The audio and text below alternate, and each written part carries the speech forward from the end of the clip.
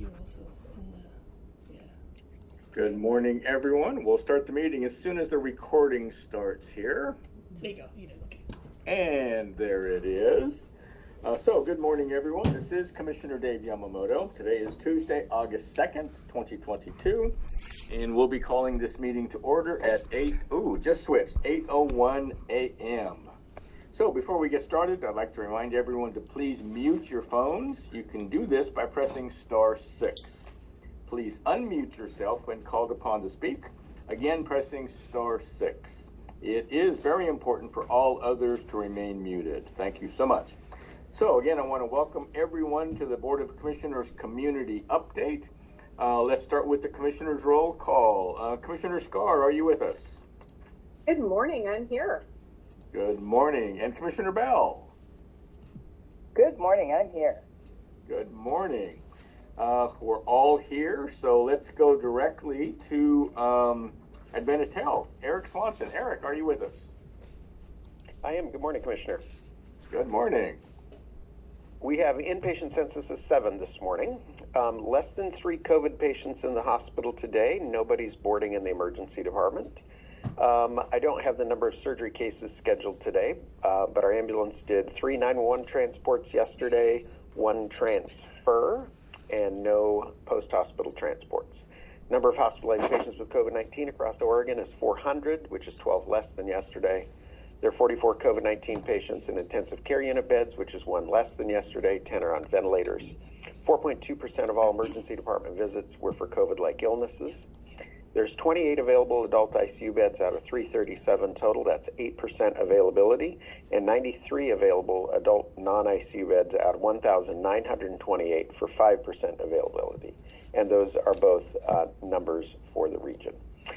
So that's all I've got for you today, unless you've got questions for me. Thank you, Eric. Appreciate you being here. Any questions for Eric Swanson? Eric, thanks so much for being with us. Absolutely. Well, let's move on to the Coastal Caucus. I do see Representative Weber and Representative Gomberg with us. I'm not sure if Senator Anderson or Senator Armitage are with us. But with that announcement, I'll just turn it over to the Coastal Caucus.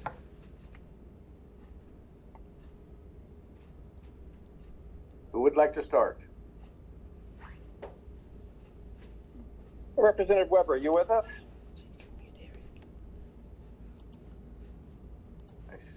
Yes, I am, and I'm unmuted. There you go. Good morning. And Rep. Gomberg, it was nice running into you in Salem yesterday. It was a little bit warmer over there, and it was nice to get home. I just wanted to make just a couple of announcements.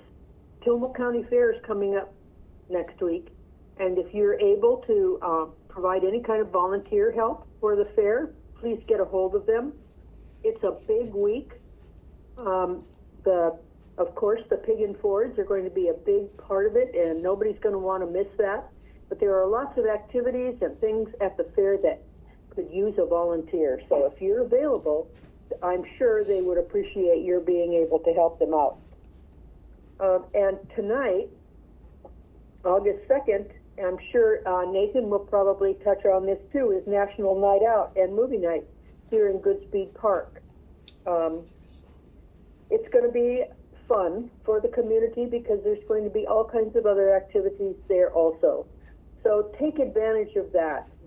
Too long we've been cooped up, and this is an opportunity once again for us to enjoy our community members in an outdoor setting that is a pretty safe setting. And I think that when we had our movies, always provided free popcorn, and I believe the city will be doing that again. And then today is a meeting that I won't be able to attend because of another meeting, but it's the Tillamook Working Lands and Waters. And Commissioner Yamamoto, you can speak to this. This is a group, of course, of forest, farm, and fish people who work together to improve the image and education for people around all three of those issues. And they're having a movie night also, the 26th, and it's going to be a drive-in, which is fun, at the Martin's Dairy. And you can go online and get tickets for that. They're going to be showing the film Dog on the August 26th and Encanto on the 27th. So there are all kinds of opportunities for us to get out and enjoy the area. And with that, I'll conclude my report this morning. And once again, thank you all for the opportunity to be able to do this. Well, good morning, Commissioners, and good morning, Tillamook County. Always good to be with you on these Tuesday mornings, and I'll remind everyone, of course, that our partner station, KTIL, rebroadcasts these meetings every week and puts them on their podcast as well. I was the guest on Tillamook Today yesterday, so if you don't get enough Gomberg this morning, you can go down and listen to the podcast at KTIL and get another full half hour of me. I'm not sure people are going to be standing in line for that opportunity, but I wanted to let you know it was there. Representative Weber touched on the fact that tonight is National Night Out, and that's a great program. The foundation of National Night Out was to help build better cooperation, coordination, mutual respect between our neighborhoods and our communities and our first responders and police forces. And so people going across the country this evening. Sadly, I will not be in Tillamook County myself. I am going to be down in Lincoln County, jumping between National Night Out programs in Siletz, Toledo, and Newport, which means I'm going to be missing the ones in Lincoln City and Waldport. But the point being that these are going on all over the place. It's a great program, a great opportunity to get out, a good chance to meet people who are volunteering every day or working every day to make our communities stronger, safer, and resilient. Commissioners, I wanted to touch on a new piece of news about a little bit of history here on the coast. 2 years ago, the summer of 2020, we were hurting. We had the highest unemployment in the state. The hospitality industry was all but shut down. And people who were filing for the unemployment benefits that they had paid into, that they deserved, and that they needed, weren't getting any help from the state. That handles all, the employment division that handles all of those benefit payments was just simply overwhelmed. We've discussed this problem before. A record number of new applicants, a record number of new rules, and a record number of new employees at that department who, for the most part, were working at home and being remotely supervised. And that was a recipe for all kinds of problems, and that's exactly what we saw. Folks would phone in and sit on hold for hours just to be disconnected. They'd file their forms and then get no confirmation and no response. They would wait months and months and months for those checks. And in a lot of cases, people called legislative offices like myself and Representative Weber looking for help. And with one staff person, we were working feverishly to try and help people get those benefits because the department didn't have any kind of advocate or special line that people could call when they were having problems. Well, here we are 2 years later. The Secretary of State has concluded an audit of the Employment Division to try and identify exactly what the problem was. And there weren't any surprises there. As I mentioned, new rules, a record number of calls. If I'm not mistaken, in April of 2020, the Employment Department got 20 million phone calls, which means people calling over and over and over again trying to get help and not getting any. The other fundamental problem was that we had a computer system dating back to the 90s that was not equipped for all of these changes to be quickly programmed, and that contributed largely to the problem. We had a change in leadership at the Employment Department in the middle of all this, and that acting director is still on board now. He says that he agrees with the recommendations, that they are taking steps to implement them. That's going to be of no comfort to those people who suffered so much during those difficult months, but I hope that it's helpful to at least know that the problems have been recognized, identified, and are being addressed. One small silver lining to this very dark cloud, the audit also determined that here in Oregon we had much less fraud than we saw in other states. about $24 million in fraud, which sounds like an awful lot of money, and of course it is, but that turns out to be about, well, less than 1%, about 1/3 of 1% of all of the claims were fraudulent, compared to Washington State next door that had hundreds and hundreds and hundreds of millions of dollars in fraudulent claims. And the audit somewhat ironically pointed out that the reason that our fraud was so low is first that that's one of the things that our employment department did well is screen for fraud. The other thing is that the fraudsters decided to target states that turned the checks around quickly and had up-to-date computer systems that they could work with, rather than an out-of-date system waiting months and months for those checks to arrive. So there's your silver lining. In a place where we needed some, but I did want to share with all of you that audit has been published. You can read it online if you've got concerns, and certainly communicate with your legislators to let them know that this is an issue of concern, and we need to make sure that, particularly when Oregonians need the help, that our state agencies are there to help them. So I'm going to pause at that point and see if you've got questions for Rep. Weber or myself. Thank you to the Coastal Caucus members. Do we have any questions? And I guess I should ask one more time, would we happen to have Senator Anderson or Senator Armitage with us this morning? Thank you to the Coastal Caucus for being with us this morning. Appreciate that very much. Let's move on to the Tillamook County Community Health Center. Do we have Maureen Putman and or Ed Colson with us? Good morning, Commissioner. It's Ed Colson with everyone here. Good morning. Good morning. And good morning, Tillamook County. I just want to let everybody know in the county, community level transmission is high. We have 56 cases and a test positivity rate of 31.8% that was recorded over the past 7 days. So just some recommendations for everyone to continue to wear a mask indoors in public, but those do remain required in all healthcare settings for staff, visitors, and patients. Please get tested if you have symptoms and stay up to date with your COVID-19 vaccines. You're best protected from COVID-19 when you do stay up to date on those. Everyone 6 months old and older are eligible for the initial COVID-19 vaccine series. And then everyone 5 years and older should get one booster after completion of your series. And those age 50 and older and those immunocompromised should get 2 booster doses. Vaccines are available throughout the county. You can get them at our health center by appointment at Safeway Pharmacy, Fred Meyer, Tillamook Pharmacy, and our partners at Adventist Health and Halem Bay Health Center. You can give us a call, 503-842-3940 for more information and to schedule an appointment, or also take a look at our website. That's tillamookchc.org. Now, additional precautions may be needed for people at high risk for severe illness. Talk with a healthcare provider or contact the COVID-19 support line. And that phone number is 866-917-8881 for assistance. And more detailed Tillamook County COVID-19 case data is available on our COVID-19 resource page at tillamookchc.org. Now, the Novavax COVID-19 vaccine is available at our health clinics starting today. So you can give us a call at 503-842-3900 to make an appointment.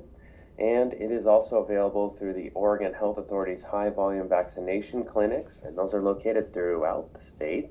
There's one in Beaverton, one in Wood Village in Portland, and one in Eugene if you're heading on the other side of the Cascade Range. Now, supply is limited, and the availability of Novavax vaccine is not guaranteed upon arrival at those high-volume clinics. Please check Get Vaccinated Oregon or call 211 to check locations and stock if you would like the Novavax.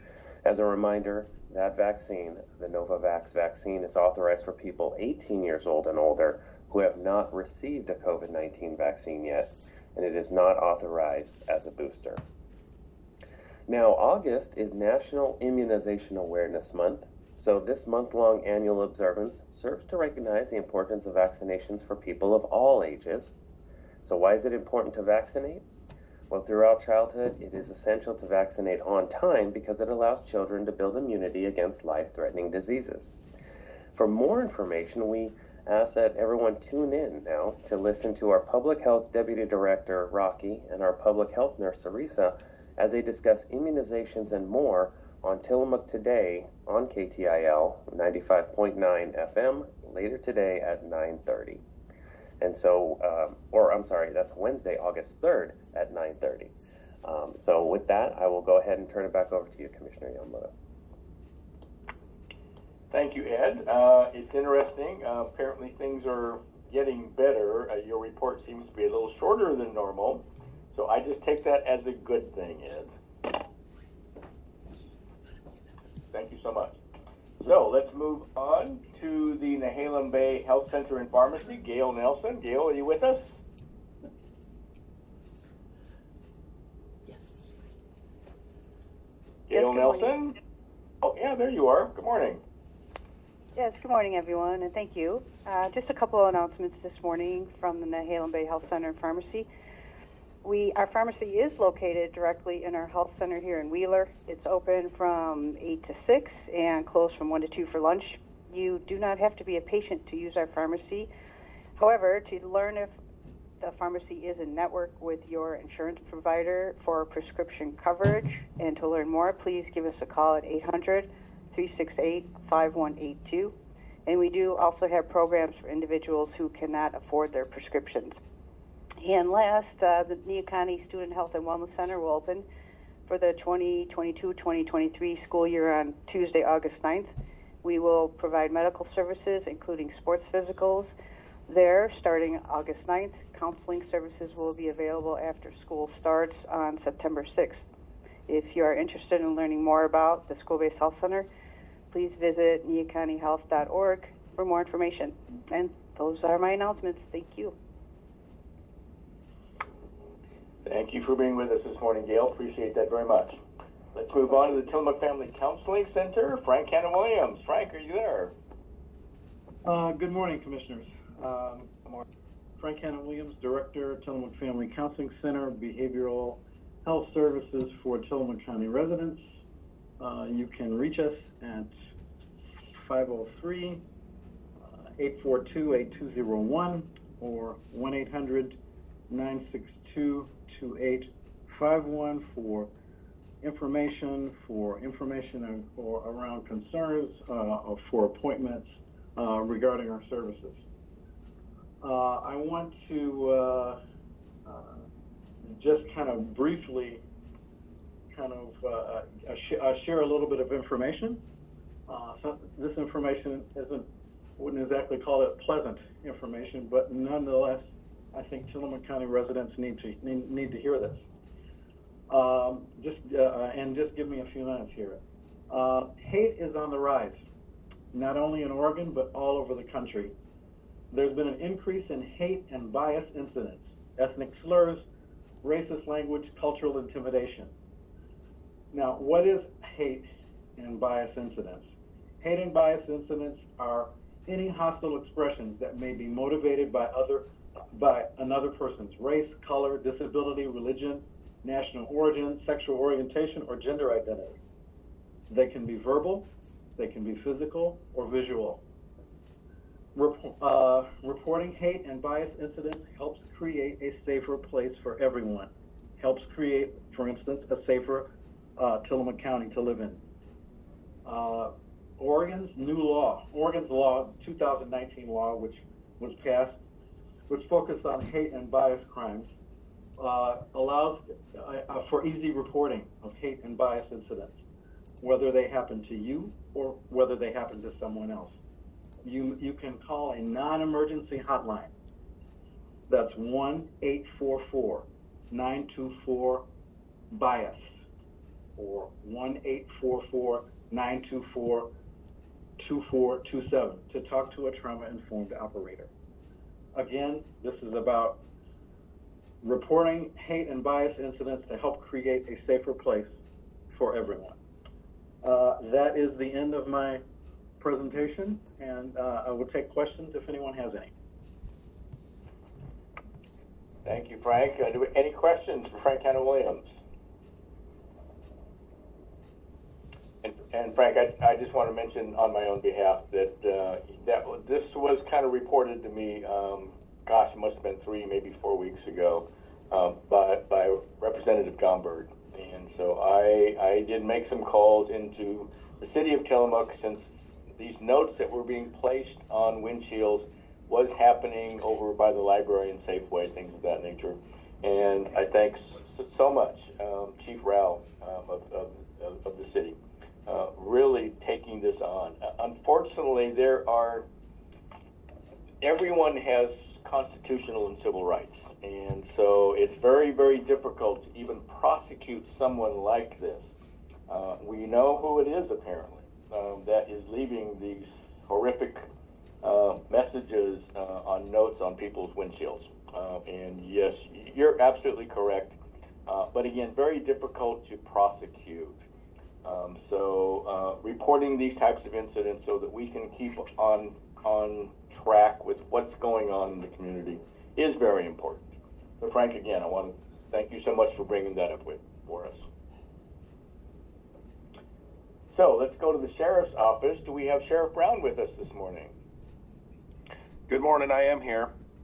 Hey, good morning. Good morning. I don't have anything to report on over the last week. I will say that deputies and Oregon State Police, as well as Tillamook Fire, ODOT, et cetera, are on scene of a bad crash, Highway 6, right about the mouth of the canyon, I believe. I believe that they actually are kind of working on getting things cleaned up a little bit. It was a semi versus a pickup, and I know ODOT is on scene to help with traffic. I know that the tow company is on scene to work on getting the truck out of there. I don't know how much longer that road will be affected traffic-wise, but it might be a good idea to avoid that area at least for an hour or two if you are able to do that. But like I said, ODOT is on scene working traffic, and they're working on getting it cleaned up as soon as possible. We hope everybody is okay. That's about all the information I have at this point on that crash. And like I said, I don't have anything major to report or update anybody on, so I can take questions if needed. Thank you so much, Sheriff, for being here. Any questions for Sheriff Brown? Thank you again. So we would normally go to Randy Thorpe with Emergency Management, but I did receive an email from Randy this morning, and he is unable to be with us this morning. But we are grateful to have Oregon Department of Transportation, Bill Jablonski, with us this morning. Bill, are you there? Yes, good morning, Commissioner Yamamoto. I am here. Good morning. And good morning to Tillamook County. And I just put an email into my the district manager here for ODOT. First of all, my name is Bill Jablonski. I'm the ODOT area manager for Tillamook County. And based on the sheriff's comment on the crash in Oregon 6, I did put an email request in to the district manager, Mark Buffington, to see if he could give me an update. So maybe as I finish my update, something might come in. I might have more information to share with everyone. It's unfortunate that we have additional crashes on Oregon 6. Tillamook County has been very busy, very active. As you all may recall, we had a 2-day closure of Oregon 131 due to a failed culvert. It was a site location that district ODOT maintenance folks had been monitoring for some time. It appeared that after some paving had been put down, the settlement around the area had increased even like overnight by a couple of inches. Last Friday morning, there was a hole that did open up 8-foot diameter by 30 feet deep. The district did make a call to make an emergency closure of the highway. I want to reach out to Chris Laity and the crew at Tillamook County Public Works for the use of temporary use for Whiskey Creek Road and Sand Lake Road as a detour for the weekend. We were able to get that opened up on 131 by Sunday early evening. I appreciate everyone's help on getting that open. That is the only way in and out of Oceanside to the coast there on 131, so appreciate everyone's help for that. I will let everyone know that that was considered a temporary fix. The Oregon Department of Fish and Wildlife will send us a letter since it is considered fish passage, so ODOT will have to program a more permanent fix in which we'll be able to plan and fund dollars for be able to put some kind of a permanent either culvert or whatever the structure might be at that location. Of course, that'll be a couple years down the road, but we'll definitely be able to manage that more by instead of closing the highway like we did for the emergency. As you know, Oregon 53 just completed a paving operation here last month. We have new bridge joints and bridge surfaces, so we're able to reduce the bumps and the the disproportionate road service through those areas. I want to thank everyone for their patience through there. We understand we did have some poor activity or poor behavior among some of the employees that were under contract to do that work. We did step in and try to mitigate those as best we could, but again, we want to thank everyone's patience for us to be able to do that. We know there's a conflict there. We have nice weather, but it also means we have higher traffic volumes through that section of Tillamook as well. So I appreciate everyone's patience. We're trying to do our jobs as far as through that area as well too. Going on to Oregon 6, of course, we have House Bill 4053, the Oregon 6 Safety Study, which is going to be kicking off here after Labor Day. I just received word last week that the Oregon Department of Justice has approved the contract between ODOT and the consultant for us to be able to do that work. So we have 13 months to report back to the Oregon legislature on our findings of that study. We're very excited for Representative Weber's bill to kick off and launch and start building our stakeholder engagement list and public process and share our information and ideas with the public, and the public to share that with ODOT as well too as we develop that study. A little bit more on Oregon 6. Right now, as you know, the weather is ideal for us to be able to get out and stripe. We are putting a higher grade epoxy on Oregon 6 as a test. It's something that will withstand more to the plows, the plow blades, and the type of traffic that goes in Oregon 6 for longer term use on the highway. That is happening right now through the corridor of Oregon 6. About 2/3 done. We expect the rest of it to be done this month. Also on Oregon 6 during this month, you'll see the upgrade of striping around the passing zones, the passing areas, including upgraded in signage and upgrading on striping through those 9 passing areas on Oregon 6 as well too. And simply, it is paving season in Tillamook County for the month of August, given the weather. So again, we'll have a little bit of competing interest with us trying to be able to pave the highway, stripe the highway, and also summertime traffic as well. So please be aware and look out for signage and road crews that are out there on your behalf working to at least make your highways safe. And let me see. I'll take any questions, Commissioner, if anyone has any. So, Bill, I appreciate very much you being here this morning. And any questions for Bill Jablonski with the Oregon Department of Transportation? So, Bill, your work on Highway 131, you were so quick in getting that repaired. We had people that were starting to come unglued, and rightfully so. It was a long detour, probably over a 20-mile detour over Cape Lookout and on Sand Lake Road and up to 101. But I understand from Chris Lazy that you reopened the highway Sunday about 3 p.m. And I mean, that was really, really quick work. And I, for one, and I know everyone in Tillamook County really appreciates all the hard work you did on that. Well, thank you. And I'll take that back to the crew as well, too. Commissioner, I do have an update. Mark Buffington did reply back to my email and said that the stretch of highway is a straight stretch, and he reports it's not a serious crash, and there may have been some personal issues with some of the drivers there and the use of their vehicle. So more to come on that one, but it looks like what's reported is not a serious crash. Perfect. Again, Bill, thank you for being with us. And Bill has he tries to be on our community update call the first Tuesday of the month. So again, Bill, thank you so much for being here. You're welcome, and my pleasure. Let's move on to the Board of Commissioners. Let's go to Commissioner Bell. Commissioner Bell. Good morning, everyone.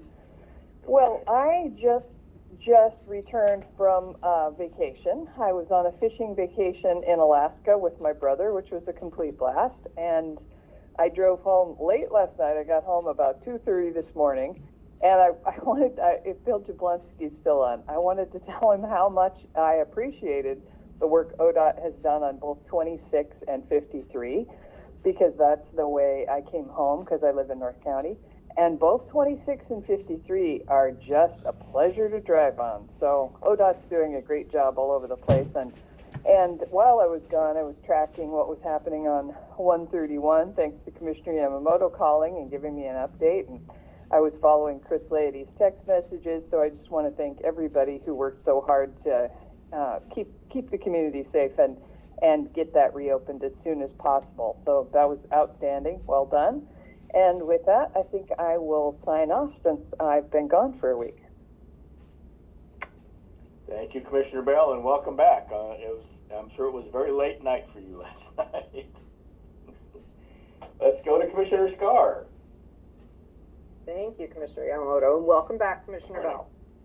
I also would just like to thank the folks who did the work on 131 this weekend. It definitely was probably far faster than anyone in the community thought was possible. I want to thank Chris Lady on Friday evening. He hosted me out to the site so I could take a look at both Eckloff Road and the actual site on 131, just to kind of make sure that as commissioners who were making the decisions about whether to keep Eckloff open, whether to use that as a bypass or allow locals to use it as a bypass, just to really understand the situation and concern out there, and then to actually be able to see the site as well and that area of concern. But I really want to thank Chris Stiles and his brother Greg, who were out there, I believe, starting on Thursday night, about 5, and they worked until midnight, and they circled back on Friday morning at 5 a.m. and started again. And when I was out there at 5 p.m. on Friday, they were still working. So I just really appreciate our local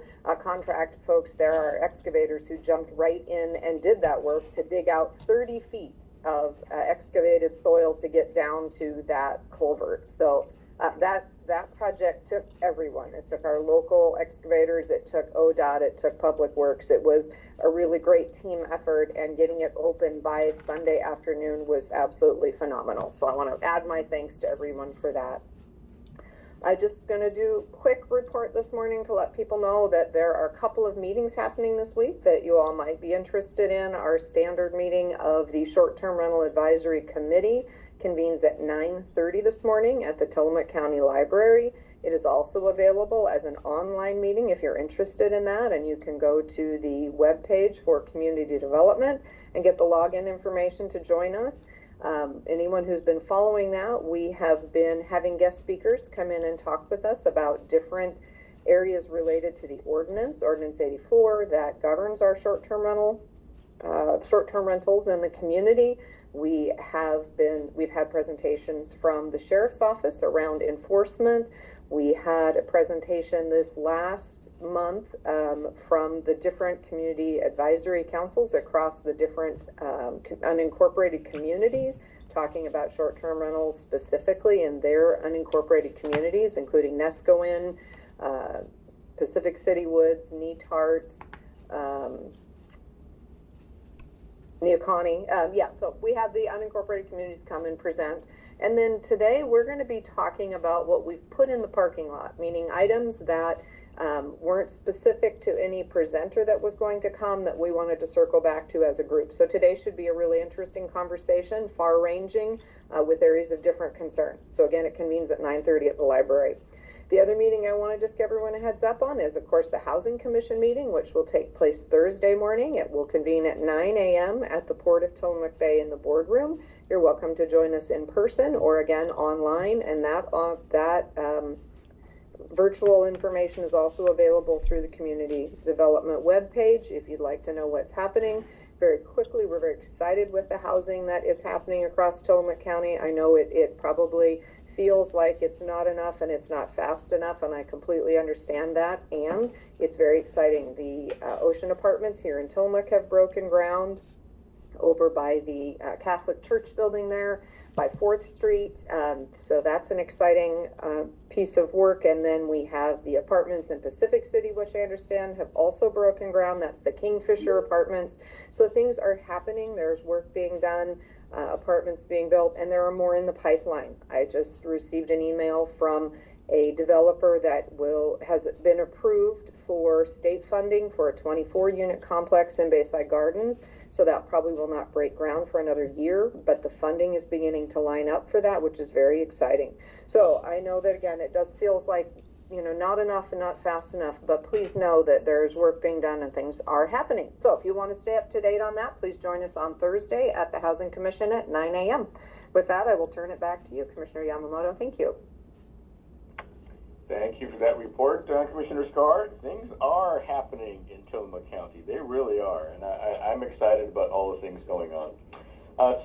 My report, I'll try to keep it short. Last Thursday, we had the third of 3 public hearings for the potential incorporation of Oceanside. And when we got to the end, the commissioners voted to allow this to go to ballot in November. And please understand, everyone out there, especially if you live in Oceanside or own property in Oceanside, this is not a decision about whether the commissioners think this is a good idea or a bad idea.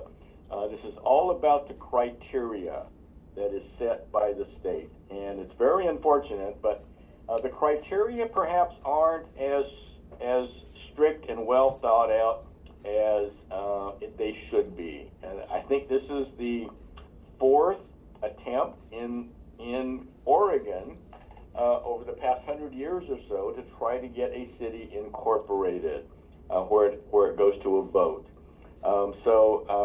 Good work to everyone that was involved. The criteria met the standards as far as we understood them. So now it's up to the voters to see what they think about an incorporated city of Oceanside. So we'll see where it goes from here. The fair, as Representative Weber mentioned, the fair starts next week. This is always just such a great time in Tillamook County. We bring people from far and wide, all across Oregon and even from outside of Oregon, to the Tillamook County Fair. It is a fair to be reckoned with on the West Coast. It is. It's one of the great small county fairs on the West Coast, and people love it, and I understand why. So we'll see you all at the fair coming up. Representative Weber also mentioned Tillamook Working Lands and Waters Cooperative, and this is a terrific group, a grassroots of natural resource-based companies and people involved, timber, dairy, fishing, things of that nature. We are strictly grassroots, and we're doing a fundraiser. We've got 2 movie nights coming up at Martin's Dairy, and for those of you that have participated in the last couple of movie nights that we have, it's great fun. It's just great fun. So we hope to see you there. One of the things that Tillamook Working Lands and Waters does so well is education. And I know you heard me talk about this before, but this year we had 2 tours that we gave. The first tour was in April, I believe, and it was for the House Energy and Natural Resource Committee, and they enjoyed that tour greatly, and they learned so much. And that's what this is all about, is an educational piece to show that natural resource-based economies like timber and dairy and fishing are not mutually exclusive to environmental work. It is not. Again, I love being able to say that when it comes to clean water, habitat restoration, and fish recovery, no Oregon county does this better than Tillamook County, and that's absolutely the case. So tomorrow, one of our board meeting agendas, actually it's not a board meeting, it is a public workshop. We're going to be having a discussion about psilocybin. You may know them as magic mushrooms. It is a hallucinogen, and when the voters in their infinite wisdom decided that drugs, even very powerful drugs like heroin and meth, and that includes psilocybin, really not illegal for personal possession issues. So there's a lot of conversation about psilocybin in our own Veterans Department, and I understand there could be some medicinal uses for psilocybin. There's a lot of study going on, but at the same time, OHA, Oregon Health Authority, was by this date was supposed to have rules and regulations in place on on growing and distributing psilocybin, things like that in communities. They're just starting considering what rules and regs that they need. So there is in place, the commissioners can decide to put this on the ballot and allow the people of Tillamook County to decide whether they want psilocybin to be grown and or distributed within Tillamook County. And there's a couple of ways we can do this, and we've got a couple of different board orders that we're going to be considering. One, we can do nothing at all and just let happen what's going to happen. But at this point, with no rules and regulations from Oregon Health Authority, we can put a 2-year pause on this. Again, we're not going to put the pause on. We're going to allow a pause to go to the ballot in November. And that 2-year pause would allow time for Oregon Health Authority to come up with the rules and regs that they think they need to put in place. And at that point, we can look at the rules and regs that we have to see if that meets our standards. And I guess in 2 years from now, we can put it back on the ballot again to see what the people of Tillamook County think. The other thing we can do is just put a kibosh on it and not allow psilocybin to be grown and or distributed within Tillamook County. Again, that would go to a vote of the people. So again, the first of our 2 workshops on psilocybin is going to happen tomorrow. So if you're interested in that topic, please join us, and we'll see where that goes. One other thing I wanted, no, I don't need to actually. I talked about the BIOP and my trip to Denver last week. So let's move on from there. Let's see. So let's go to the cities. Mayor Mike Scott, are you with us? Yes. Good morning. Good morning. We're going to have our regular city council meeting is tomorrow night at 6 o'clock, and as usual, we have several interesting issues we'll be discussing, and you can find all the details on the city's website. Thank you, Mayor Scott, for being here. Appreciate that very much. Let's go to the city of Nehalem. Do we have Melissa Thompson-Kiefer with us, or any other representatives from the city of Nehalem? City of Wheeler, do we have Mayor Doug Honeycutt or anyone else from the city of Wheeler? City of Rockaway Beach, Mayor Sue Wilson or any others? City of Garibaldi, Mayor Tim Hall, are you with us? Yes, good morning. I have nothing to report for Garibaldi this week. Thank you for being here. Appreciate that so much. Let's move on to the city of Bay City. Mayor David McCall? Anyone else from the city of Bay City? Let's go to the city of Tillamook. Nathan George. Nathan, are you with us? Good morning, Commissioner. I am. Good morning. Thank you very much. Yes, I do have several things. I appreciate it.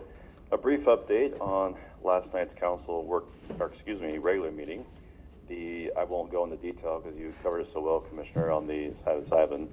However, the City Council has chosen to hold first reading on referring to the voters a 2-year moratorium for the legalized use in medical facilities and so forth for psilocybin. So we will have that next meeting or hearing at the next meeting on August 15th. I apologize, so much on my mind. On August 15th, and we'll go from there. Also, we had several updates. One of the things that the City Council is doing this year is holding a fair booth, and the city is helping prepare it. However, the city staff will not be staffing the booth, as the City Council desires to talk about some policy setting activities that they're working on. So we need to keep a clear separation there. But we do ask the committee to look forward to the booth there at the Tillamook County Fair, and opportunity to meet your mayor and councilors. Also, we have an update on tonight is National Night Out, which is an event to strengthen the relationship with the police and community. That will be held at Goodspeed Park from 6 o'clock to 9 o'clock. There will be multiple events and opportunities to fundraise for the Friends of Tillamook Police, including a shot at trying to dunk our police chief and or a lieutenant in a dunk tank. Immediately following the event, the city will show the 1993 movie The Sandlot, hold a barbecue, and again offer free popcorn. This is the first time the Tillamook Police Department has held this event, and we look forward to doing so for many years.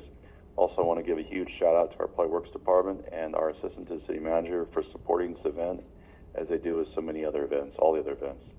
In the Police Department, the Community College has hosted a meeting with over 35 community members in person and Zoom last night from all over the county to discuss how to better address hate and bias crimes. The Department of Justice Civil Rights Division, along with the ACLU and other stakeholders, spoke. Chief Rao and Lieutenant Troxel from our Police Department adjusted their schedules to attend this important event and agreed to the follow-up meetings. Chief Rao is meeting with the members of Oregon State Legislative Committees tomorrow also to look at ways to ensure our community members are safe from attacks by these extremist groups. And we are appreciative of Judge Trevino's recent sentencing of the suspect for his criminal actions at the community college, and one of the conditions that he no longer passes out flyers on the anti-Semitic materials. Also wanted to thank you, Commissioner, for all the work that you've done in helping get this started in our community and get our Chief of Police and our city connected to our legislators. In the Public Works Department, Public Works employees are still following up actively on the new raw water main installation on Hurleman Hill. We're on track to complete this project within the next couple of months. Our availability is still limited as we focus on finishing. This is reconnecting we have two water surface lines, or not lines, but two water surfaces that come in through Hurleman Creek and Killam Creek, and this is getting our Hurleman Creek back online, or Fawcett Creek back online, on Hurleman Hill. Two employees in the Public Works are installing a fire hydrant for the new 4th Street and Oceans Avenue apartments this week. You may have seen the construction that's already started. The excavation is working right now, underway right now. Long line painting is still undergoing this week along all our streets, or most of our streets, so please be mindful of any detours of traffic control. The Public Works Department is assisting the assistant to the city manager in preparing the booth, as I said, so I just want a shout out for them and all they're doing.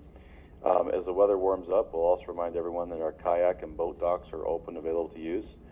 As always, please be safe and mindful of others. And a reminder that any person wanting to run for City Council needs to contact the City Recorder's Office and submit their application, which is due by August 30th, 2022 at City Hall. If anybody is interested in elections or city offices, they may contact our City Recorder's Office, who can assist in answering any questions.